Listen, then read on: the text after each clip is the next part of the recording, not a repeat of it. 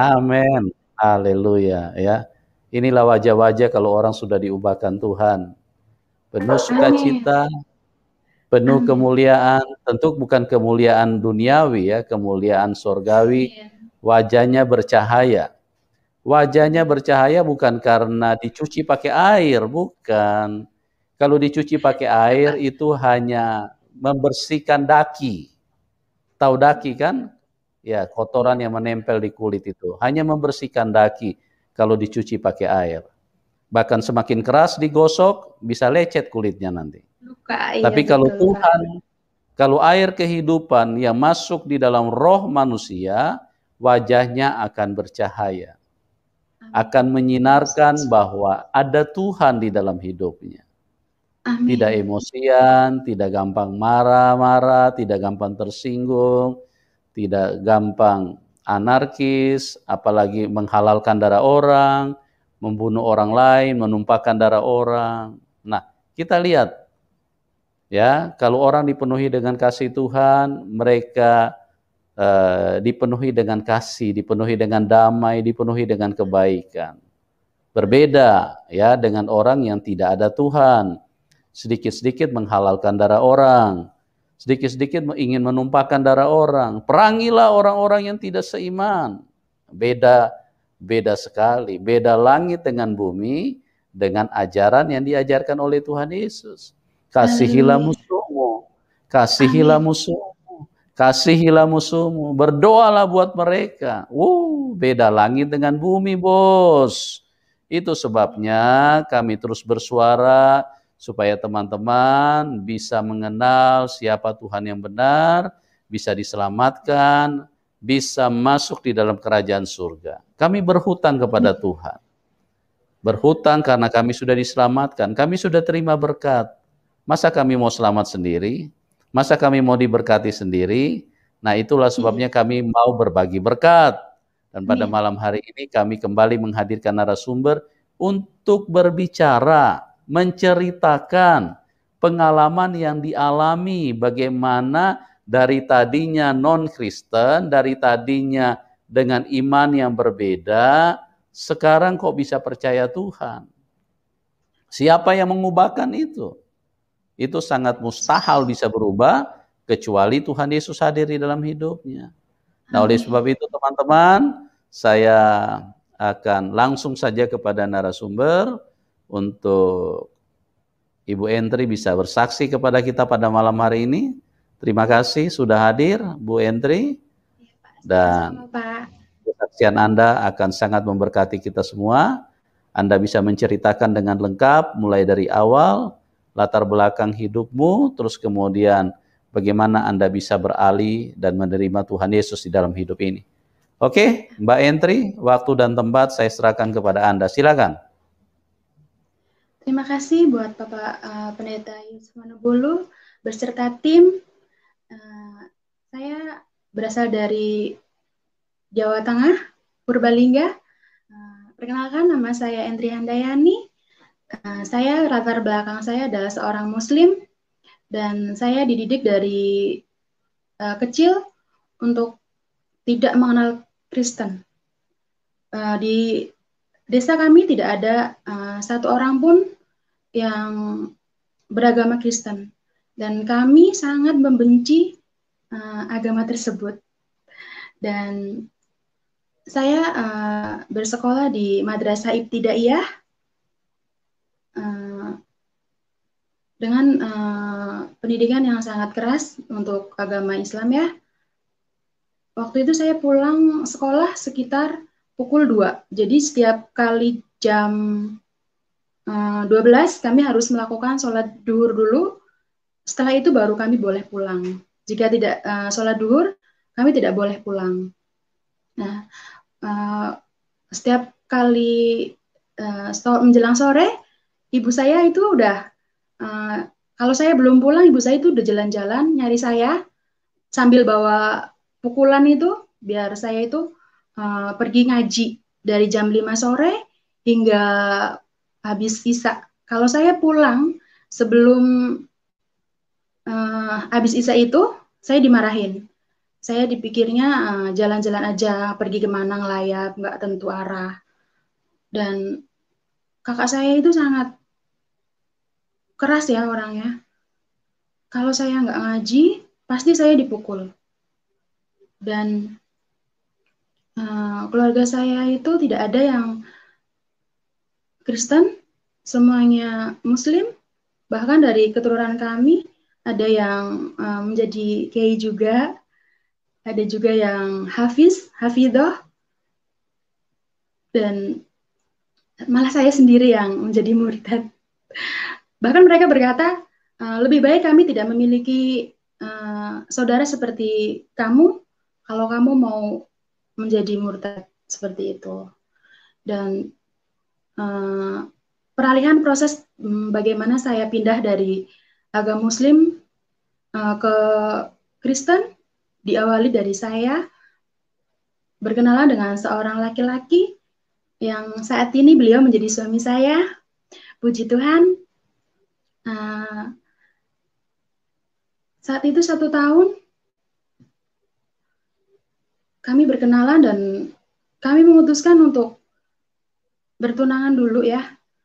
Waktu itu kami sudah menentukan hari dan tanggal pertunangan kami. Waktu itu hari Senin 2010 kami melangsungkan pertunangan itu, dan saat itu tuh hujan lebat. Kami niatnya nikah pertunangannya itu sekitar pukul 3:30 sore, dan itu hujan sangat lebat dan angin yang sangat kencang. Saya berkata dalam hati, ya Tuhan, maaf, ya Allah, apakah ini pertanda bahwa Engkau tidak mengizinkan saya untuk bertunangan dengan calon suami saya, seperti itu. Saya bingung, dan ketika itu suami saya telepon. Pertunangan kita bukannya dibatalkan, tetapi diundur. Karena waktu itu kan hujan lebat, dan ragu juga saya untuk mengatakan iya atau tidak. Karena dalam hati saya itu berat untuk meninggalkan Allah Subhanahu wa Ta'ala. Dan didikan dari orang tua saya pun sangat keras, dan sempat saya diusir, kan tetapi mungkin ini mukjizat dari Tuhan ya, karena kami mungkin jodoh dengan suami saya saat ini. Terbesit dalam pikiran saya itu, saya mampu, suatu saat saya mampu untuk mengislamkan suami saya. Tapi Tuhan berkata lain. Singkat cerita, setelah pertunangan itu, kami memutuskan untuk menikah. Dan ada tetangga kami yang bilang, di catatan sipil itu boleh menikah untuk dua agama, beda agama ya. Boleh. Dan kami ke sana, tanya kepada petugas di sana, dan ternyata menikah untuk dua agama itu tidak diizinkan. Jadi harus salah satu itu harus mengalah. Dan saya bilang sama suami, calon suami waktu itu, saya bilang, Mas, saya nggak mau ya untuk menjadi Kristen. Kalau memang kamu nggak mau menjadi Islam, lebih baik kita pisah. Karena komitmen saya dulu waktu pacaran, saya harus bisa mengislamkan suami saya, calon suami saya itu. Singkat cerita, akhirnya suami saya itu mengalah. Dan dia bilang, ya sudah, lebih baik saya yang ikut Islam. Tapi dengan satu catatan, hanya karena biar kita bisa nikah aja. Itu beliau berkata seperti itu. Dan saya langsung mengiyakan, saya sujud syukur, kepada Tuhan, saya sholat, dan saya berdoa, ya Allah, terima kasih Engkau telah menjawab doa saya. Saya sangat bersyukur waktu itu, dan suami saya telepon, singkat cerita ya, suami saya telepon kepada saya, dia bilang, malu. Loh, kok malu? Saya jawab seperti itu, dia bilang, iya, saya sudah, ini suami saya yang berkata ya, iya, saya malu. Saya sudah diikrarkan, saya sudah disahadatkan. Beliau membaca 2 kalimat syahadat, dan beliau bilang sangat-sangat malu, dan tadinya kami ingin mengakhiri hubungan itu karena beliau bilang malu. Tapi ternyata beliau berkata, ya sudah, kita nikah aja. Nah, kami menikahnya itu akhirnya di KUA, kantor urusan agama. Saya juga punya buktinya, buku nikah saya. Dan seiring berjalannya waktu, kami dikaruniai seorang putri. Dia sangat, puji Tuhan, dia sangat cantik, dan dia juga cinta Tuhan. Waktu itu kami itu udah nikah, tetapi kami itu jalan sendiri-sendiri. Karena suami kan dibilang waktu sebelum menikah, dia mau masuk Islam, akan tetapi setelah menikah, kami berjalan sendiri-sendiri, seperti itu. Suami saya ke gereja, saya ke masjid. Jadi nggak ada titik temunya. Seiring berjalannya waktu, kami sering cekcok. Saya benci banget sama suami saya waktu itu. Setiap kali suami itu mau berangkat ke gereja, kalau di sini kan berangkat ke gereja itu jam 6 pagi ya. Sebelum jam 6 pagi, itu suami saya kan selalu memasang alarm sebelum tidur. Alarmnya itu selalu dibunyikan setiap jam 5 pagi. Dan sebelum alarm itu berbunyi, saya langsung bangun duluan, matikan alarm itu. Biar suami saya itu nggak berangkat ke gereja. Seperti itu. Itulah jahatnya saya dulu.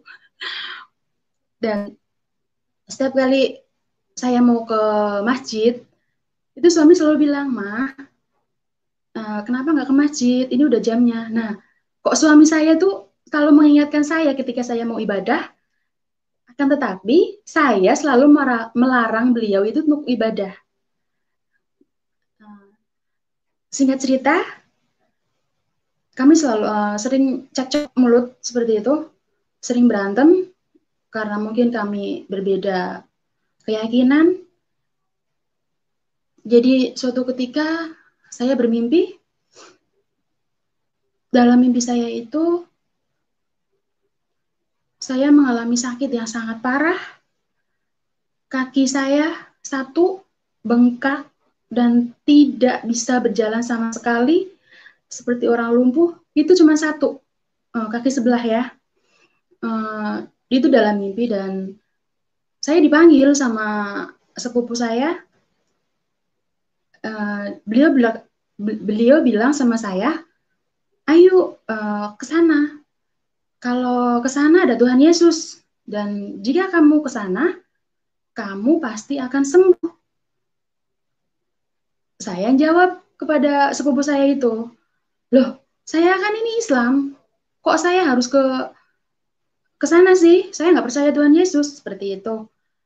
Dan sepupu saya itu bilang, siapa saja yang percaya, entah itu dari agama manapun, entah itu Islam, entah itu apapun itu, jika kamu percaya, kamu pasti sembuh. Dan spontan itu saya berkata, ya, saya mau. Saya dipapah, dirangkul seperti itu. Saya melihat di awan itu, iya, terlihat jelas ada Tuhan Yesus, dan di ruangan itu tuh banyak orang yang melihat, tapi nggak ada yang melihat. Cuma saya sama abang saya itu, abang sepupu saya itu yang melihat, dan mereka tidak ada yang melihat. Dan saya juga berseru, loh, itu kan Tuhannya orang Kristen. Oh, iya, iya, iya. Iya, seperti itu berarti Tuhannya orang Kristen ya. Nah, pagi harinya saya terbangun dan saya bertanya-tanya dalam hati, apa ya arti mimpi itu? Kok saya bisa mimpi Tuhannya orang Kristen?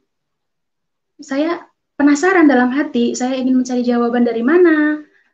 Sedangkan saya sama suami kurang akur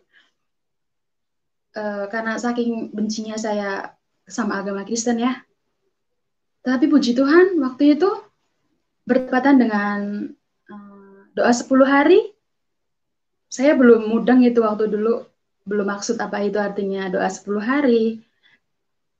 Saya bilang ke mama mertua saya, Mah, besok saya mau ikut ke gereja, boleh apa enggak? Dan beliau sangat kaget, sebab beliau tuh tahu banget begitu bencinya saya sama Kristen, dan beliau bilang, loh, apa yang membuat kamu itu berubah pikiran seperti itu? Saya tidak memberikan alasan yang saya mimpi itu, saya tidak memberikan pernyataan seperti itu. Saya cuma diam, saya cuma bilang, ya saya pengen aja, pengen ke gereja.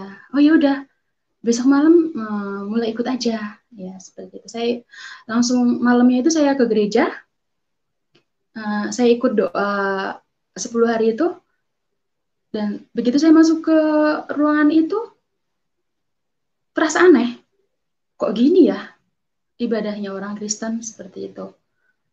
Saya duduk di lantai, beralaskan karpet, karpet kecil itu, saya duduk di situ, dan mereka pada bernyanyi-nyanyi gitu, puji Tuhan, menyampaikan puji-pujian ya, seperti itu. Mereka mereka ya, saya bingung seperti di situ, saya bingung kok kayak gini gitu. Nah, selesai puji-pujian itu, Bapak Gembala menyampaikan sebuah firman yang di situ berbunyi,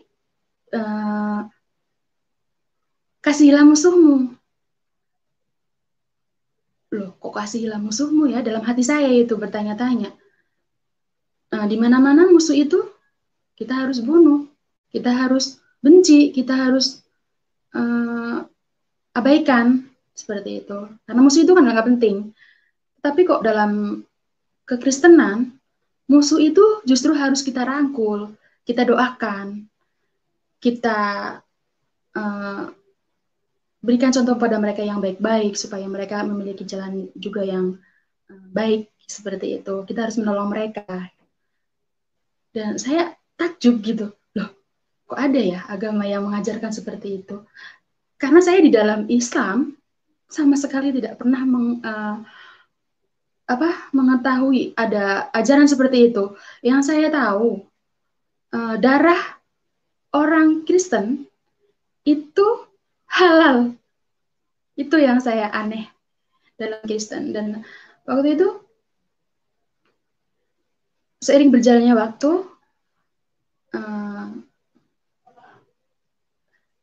kan terdengar, mulai tersiar tuh kabar kalau saya mulai ke gereja. Dan mereka bertanya-tanya, ada yang datang ke rumah langsung, mereka bertanya, apa kamu benar udah terima Tuhan Yesus? Dan saya katakan dengan tegas, ya, saya terima. Saya waktu itu juga bangga banget. Padahal saya belum mengerti firman sama sekali. Dan saya bangga banget karena ini loh jalan kebenaran. Musuh aja dikasihi, seperti itu. Ada juga tetangga yang datang tiba-tiba pagi-pagi ke rumah saya, mengetok rumah saya, dan dia bilang, kamu itu rugi. Masuk Kristen itu rugi. Kamu bakal jadi arengnya neraka. Kamu bakal susah. Kamu bakal, pokoknya dia itu bersumpah serapah mengutuk saya yang masuk Kristen, itu langsung face to face. Dan saya hanya, ya terima kasih, itu aja. Dia langsung pulang. Singkat cerita, keluarga saya pun mendengar hal seperti itu. Dan abang saya bilang, kamu jangan pernah lagi injak rumah saya. Dan saya tidak memiliki adik seperti kamu.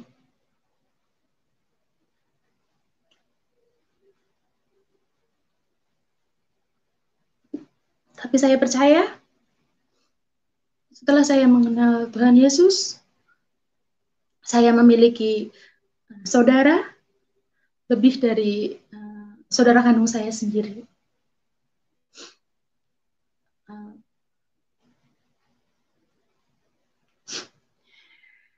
Maaf teman-teman.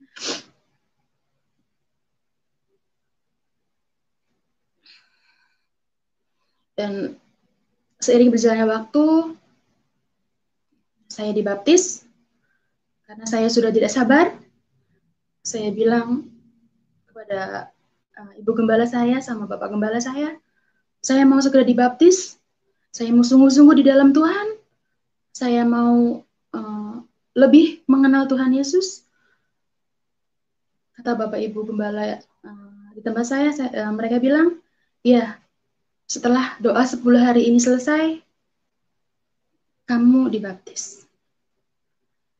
Singkat cerita, saya kira waktu itu ketika saya masuk ke Kristen, kehidupan rumah tangga kami itu berjalan mulus dan bahagia. Ternyata tidak. Saya suami pun acuh, cuek. Dia nggak apa ya, nggak ada pedulinya waktu itu. Itu mungkin ujian buat saya, pergumulan yang saya hadapi. Dan saya bawa dalam doa. Puji Tuhan, sekarang suami saya sangat mengasihi saya. Saya bersyukur. Ternyata setelah itu cuman berjalan 1 bulan. Suami saya itu mengasihi saya itu cuma 1 bulan. Saya pikir itu akan lama, ternyata enggak. Cuman beberapa bulan aja.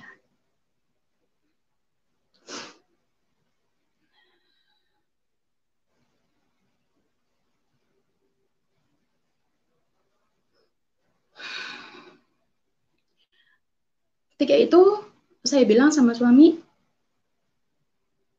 karena kami ribut besar, ada suatu masalah yang kami alami.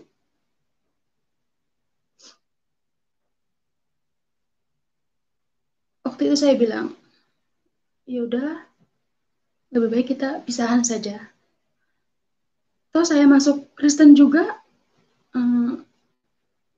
kamu tidak ada kasihnya sama sekali sama saya. Lebih baik kita pisah. Nah, ketika malam itu, saya bermimpi lagi. Dalam mimpi saya itu, di dalam gereja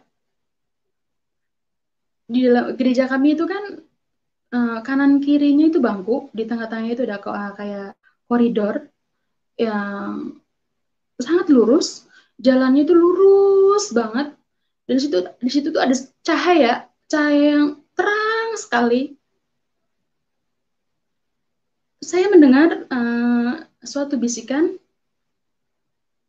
kamu tetaplah berjalan, kamu jangan takut, ada saya. Terus saya ingat banget, saya ingat suami saya, ingat anak saya. Iya, dalam hati saya, ya, inikah Tuhan jawabanmu? Untuk saya tidak meninggalkanmu, Tuhan.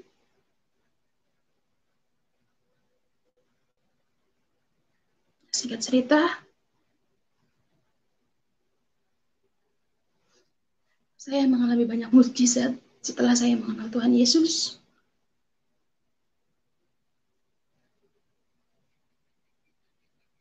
suatu ketika saya diizinkan sakit tenggorokan yang suaranya sama sekali tidak bisa keluar.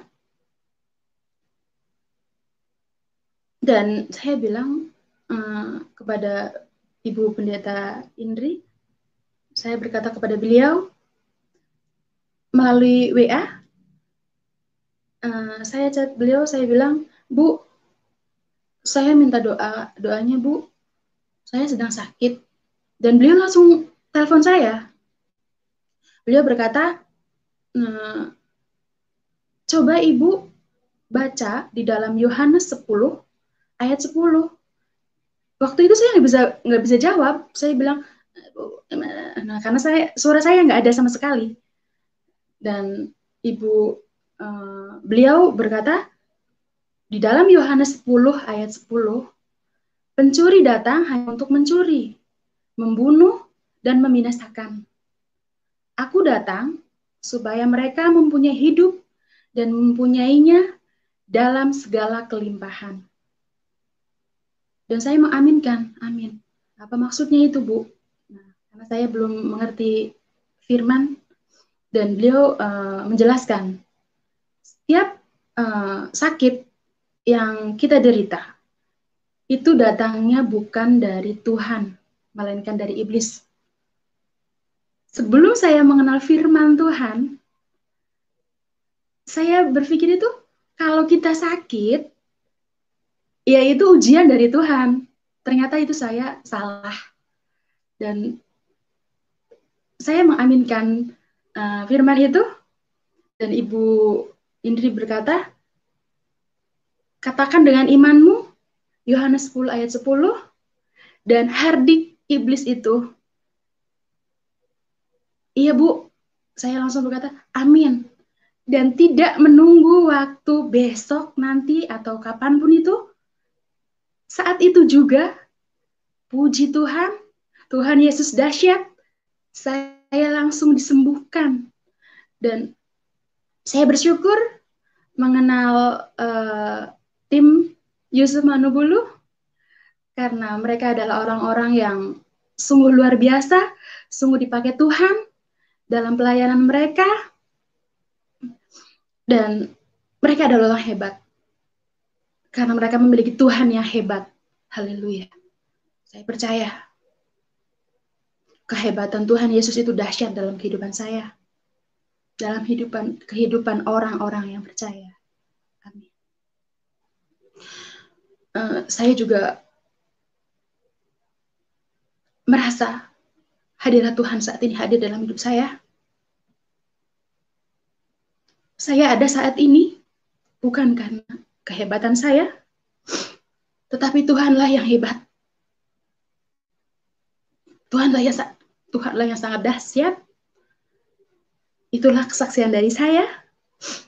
Biarlah kesaksian ini boleh menjadi berkat buat saya dan buat teman-teman semua yang mendengarkan dan menyaksikan di channel Yusuf ini. Dan waktu dan tempat saya kembalikan kepada Bapak Pendeta Yusuf.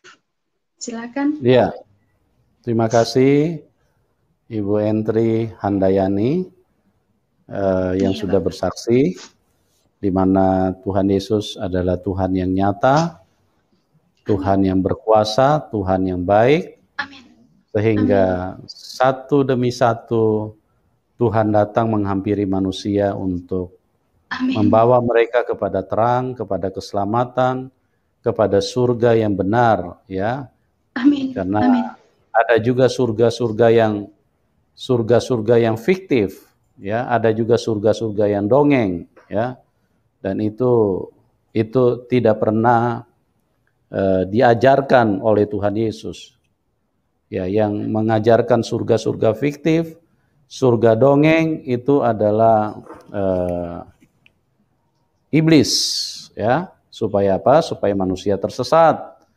Jangan sampai manusia itu mengalami Tuhan yang benar atau menerima Tuhan yang benar, ya.